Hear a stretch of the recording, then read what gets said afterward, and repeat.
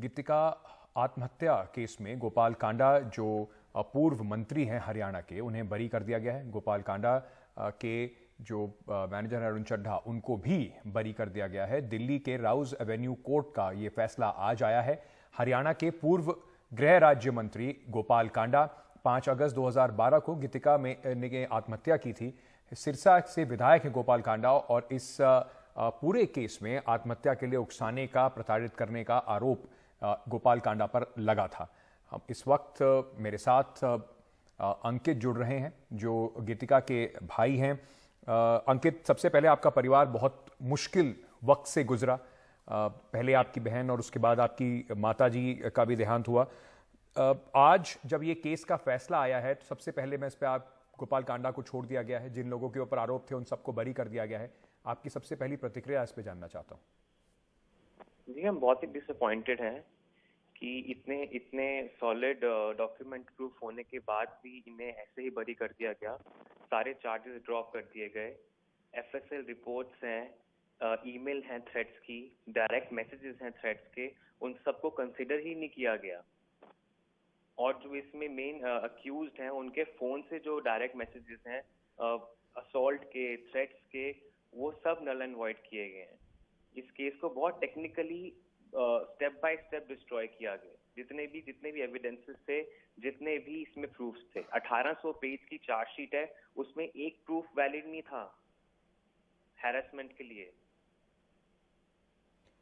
आज जब गोपाल कांडा बरी हुए तो वो कह रहे थे ये सब कॉन्स्पिरेसी थी उनके खिलाफ। कॉन्स्पिरेसी थी ये? क्या उनके पास इस बात का जवाब? कॉन्स्पिरेसी थी। जो लोग मर गए हैं, जो डाइंग डिक्लेरेशन में इन दोनों का नाम दिया गया है, क्या वो डाइंग डिक्लेरेशन भी गलत है? जो डॉक्यूमेंटेड प्रूफ्स पुलिस ने इतने सालों से इकट्ठे करके कोर्ट के आगे रखे हैं, क्या वो सब गलत हैं? कौन सी कॉन्स्पिरेसी है ये? एक फैमिली उन्होंने तबाह कर दी है, एक लड़की की लाइफ खराब कर दी है, जिंदगी चली गई है उसकी, और डाइंग डिक्लेरेशन में सिर्फ इन दोनों का नाम ही क्यों था? अरुण चड्ढा और गोपाल कांडा का पूरी इतनी बड़ी दुनिया में से इन दोनों का नाम ही क्यों था? कुछ तो रीजन था, और वो रीजन सब चार्जशीट में है। उनको सिर्फ नेग्लेक्ट किया गया है। एक एक प्रूफ को टेक्निकल ग्राउंड्स पे क्वॉश किया गया है। ये जो 10 साल का टाइम पीरियड लिया है, 11 साल हो गए इस केस को। हर डेट पे हम जाते हैं, हर हियरिंग को हम फॉलो अप करते हैं। बहुत सिस्टमैटिकली इस केस को डिस्ट्रॉय किया गया है ताकि इन जैसे लोगों को बरी कर दिया जाए बिना कुछ जस्टिफिकेशन दिए। 10 साल से आप लोग कानूनी लड़ाई लड़ रहे हैं। कितनी मुश्किल पहले ये कानूनी लड़ाई रही, उसके बारे में दर्शकों को बताइए। आपके जिस गीतिका की मौत के बाद कुछ समय बाद आपकी माताजी का भी इसी दुखद सर्कमस्टांसेस में उनकी भी मौत हुई। कितना मुश्किल रहा परिवार के लिए पूरी कानूनी लड़ाई को लड़ना? बहुत मुश्किल रहा ये पूरा टाइम पीरियड। 11 साल से हम इस केस को फॉलो अप कर रहे हैं। पहले रोहिणी कोर्ट, फिर पटियाला हाउस कोर्ट, फिर राउज एवेन्यू कोर्ट। हर डेट पे मेरे फादर जाते हैं और मैं जाता हूँ। He is a senior citizen, he is a 65 years old man. आप सोचिए कितना मुश्किल होगा उस परिवार के लिए हर कोर्ट डेट अटेंड करना और सिर्फ निराशा के साथ वापस आना। क्यों? क्योंकि जिससे हम लड़ रहे हैं वो पॉलिटिकली स्ट्रांग बंदा है, उसके पीछे बैकअप है, उसको पॉलिटिकल पार्टी सपोर्ट कर रही हैं, जो भी सपोर्ट कर रहे हैं उनको। अब देखिए कितना मुश्किल है ऐसे इंसान के लिए लड़ना। हर डेट की हर हियरिंग पे हम जाते हैं, हमने देखा है अपने सामने कैसे हर एक एविडेंस को जो पुलिस ने सारे इकट्ठे करके कोर्ट के आगे रखे हैं, एक एक चीज को कैसे नल एंड वॉइड किया गया। ये सब कुछ पूरा प्रोसेस हमारे सामने हुआ है। नहीं अंकित, आपको क्या लगता है कि क्या प्रोसिक्यूशन जो है, जो केस आपकी तरफ से लड़ रहे थे, या सरकारी वकील जो हैं वो पूरा मामला ठीक तरीके से प्रस्तुत नहीं कर पाए? जो सबूत थे उनको प्रस्तुत नहीं कर पाए, या सबूत, साक्ष्य जो थे, क्योंकि कहा जा रहा है वो सर्कमस्टेंशियल एविडेंस थे जिनको पूरे तरीके से प्रूव नहीं किया गया? प्रोसिक्यूशन ने सारे एविडेंसेस रखे हैं सर। सारी एफएसएल रिपोर्ट सामने है, सारे मैसेजेस सामने हैं, ईमेल्स तक सामने हैं। मैं आपको एक छोटा सा इसमें से बताता हूं कि उन्होंने जिसके फोन से मैसेजेस किए गए थे थ्रेड के, उन्होंने ये प्रूव कर दिया कि ये फोन वो नहीं यूज कर रहे थे, वो किसी एम्प्लॉय का था। तो उस एम्प्लॉय पे क्यों नहीं इंक्वायरी हुई? उस एम्प्लॉय को क्यों नहीं अरेस्ट किया गया?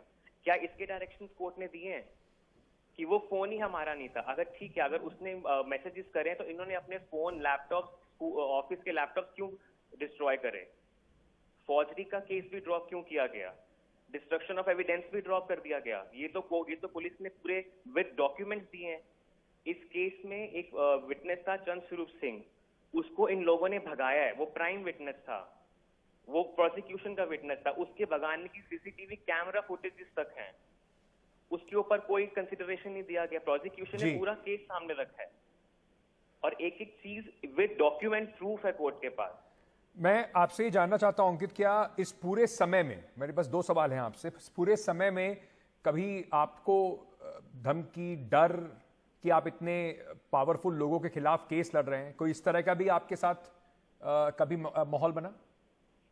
2015 रोहिणी कोर्ट में मेरे और मेरे फादर के ऊपर फिजिकल अटैक किया था इन लोगों ने, और उसकी कंप्लेन आज तक प्रशांत विहार थाने में है। उसकी एफआईआर तक रजिस्टर नहीं हुई थी। तो आप सोचिए कि जिस केस के दौरान हम पे अटैक हो सकता है, तो अब तो हमें अपनी जान का और खतरा है। क्या इसको कानूनी तौर पर आप चैलेंज करेंगे, आगे लेके जाएंगे इस लड़ाई को? मैं तो सिर्फ स्टेट से रिक्वेस्ट कर सकता हूं। हम कैसे जाएंगे हाई कोर्ट तक? You think somebody from a middle class background can afford a high court? हम तो प्रोसिक्यूशन से रिक्वेस्ट कर रहे हैं कि वही इस केस को चैलेंज करें, बिकॉज डॉक्यूमेंटेड प्रूफ बहुत स्ट्रांग है। We are scared to our life now कि ऐसे मुजरिम को अगर आपने बरी कर दिया है तो वो तो कुछ भी कर सकते हैं। वो केस के दौरान उसने हमारे ऊपर अटैक कर दिया था, कोर्ट रूम के अंदर। बाहर भी छोड़िए, कोर्ट रूम के अंदर भी वो फिजिकली असॉल्टेड। क्या आपने पुलिस सुरक्षा की मांग की है? I am requesting through your medium only. I am requesting that we should be provided protection against this guy. हमको तो अपनी जान का खतरा। सिर्फ मेरे फादर हैं जो एजेड हैं और मैं हूं।